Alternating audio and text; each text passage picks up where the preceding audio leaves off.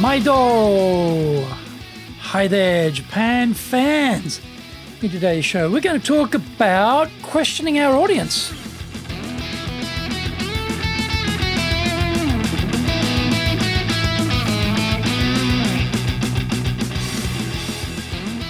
Preseno Master Shimasho.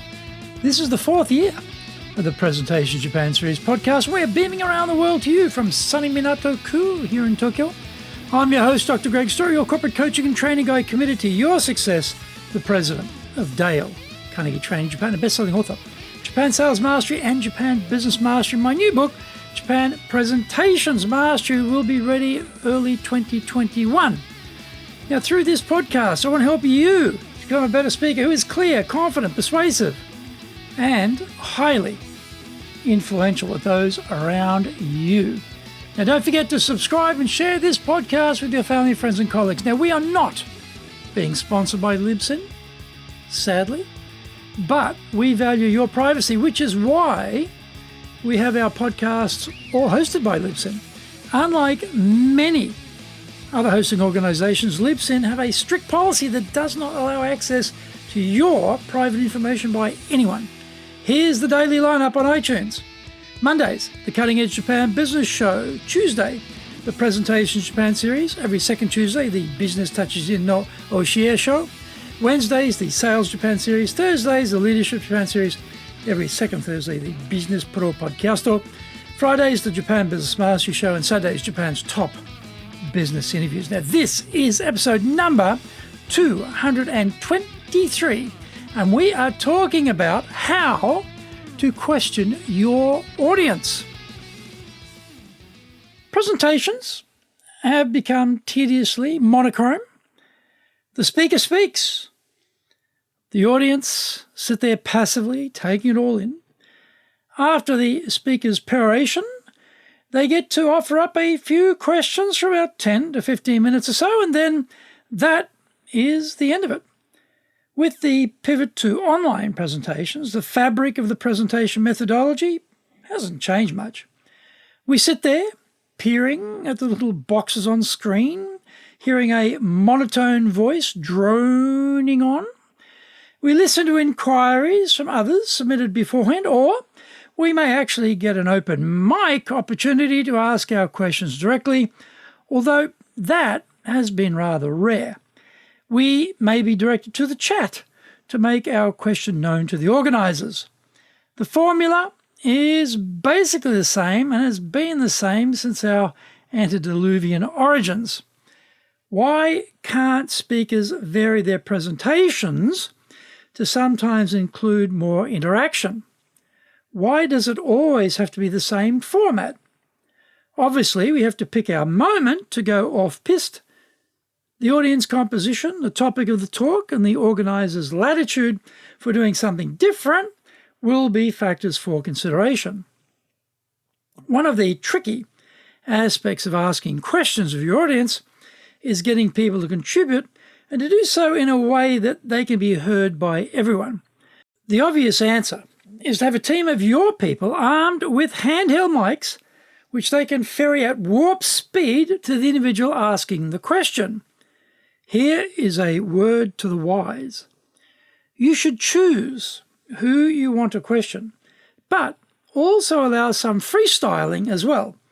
Events where the guests are seated at round tables are great for this, and long rows of schoolroom type seating are not. We are not switching the presentation to a continuous dialogue with the audience. That is a different type of presentation altogether.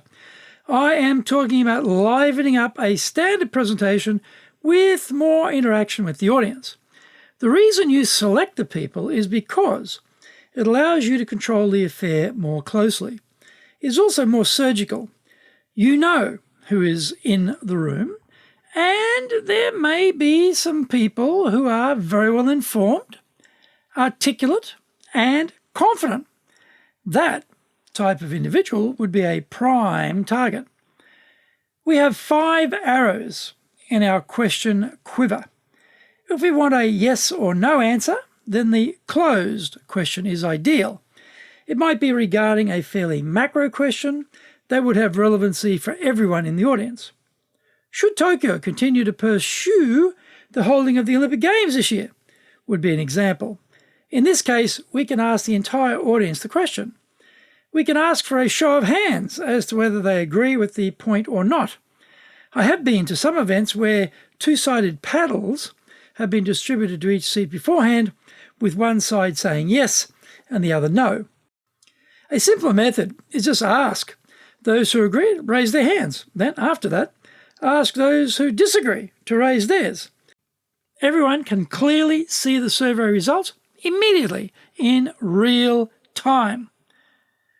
Find out more when we come back from the break.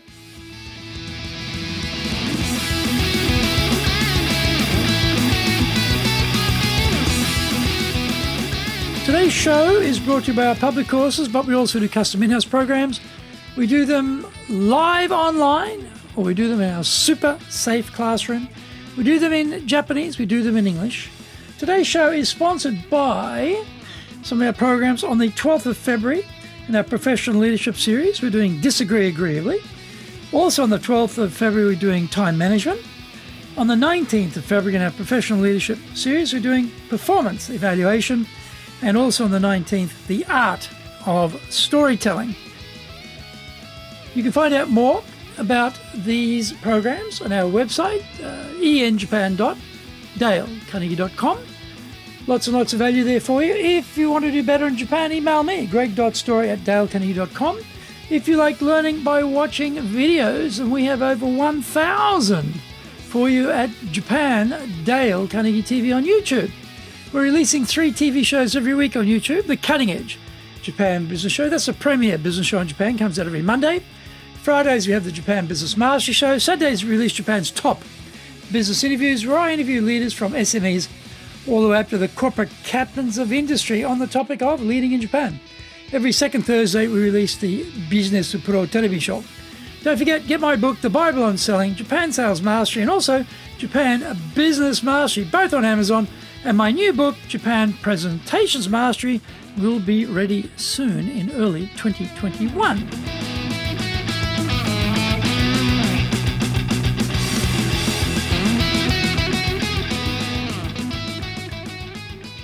Welcome back. The open question cannot be answered by a yes or no answer and requires an actual answer. What do you think about? How do you feel about? This is why selecting your interlocuteur is a good idea. If you select one of the punters at random, you may be putting someone on the spot.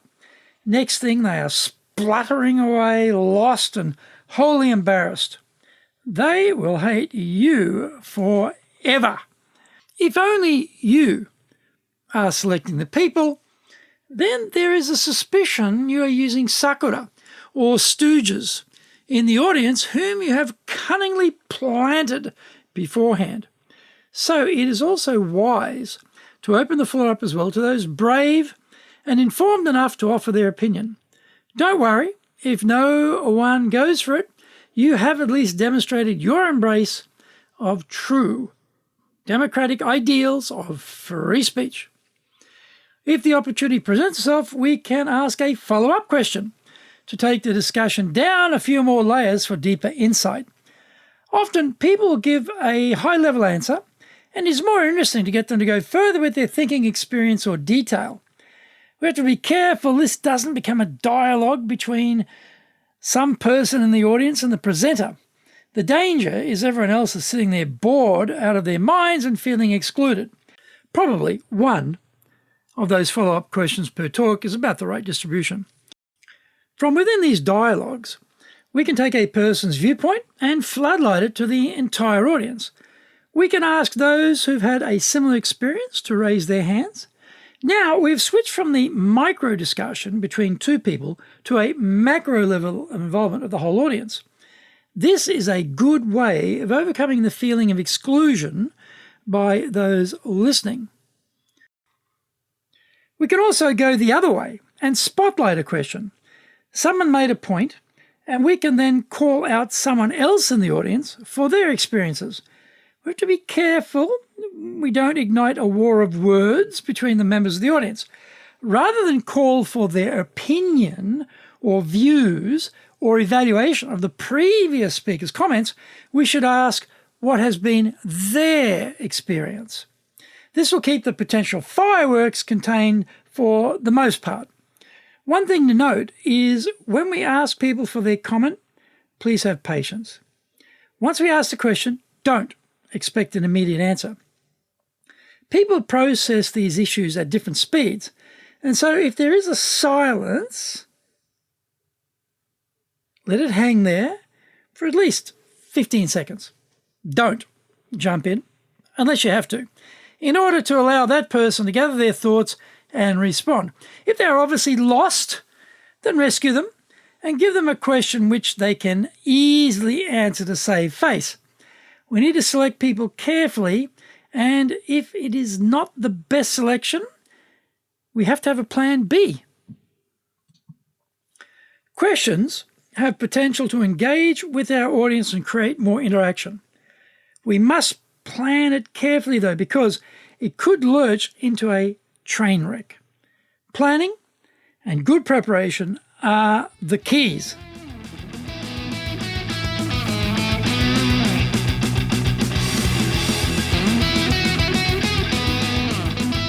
Did you get value from today's show? If you did, then share the love around with your family, friends, and colleagues. Don't forget to subscribe and share this podcast on iTunes.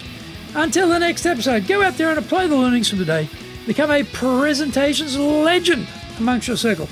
Thank you for listening. Please tune in next week. Remember, I'm your corporate coaching and training guy. I'm in your corner, committed to your success here in Nippon.